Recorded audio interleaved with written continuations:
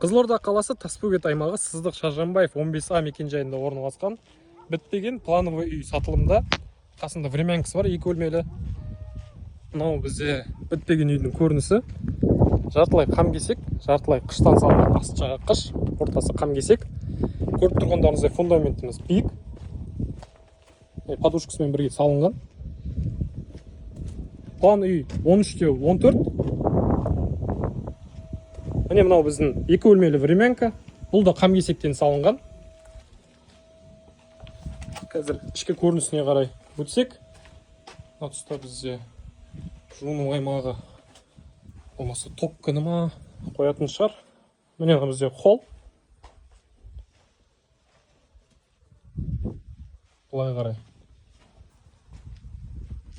қонақ бөлме. Тұста жатын бөлмелер.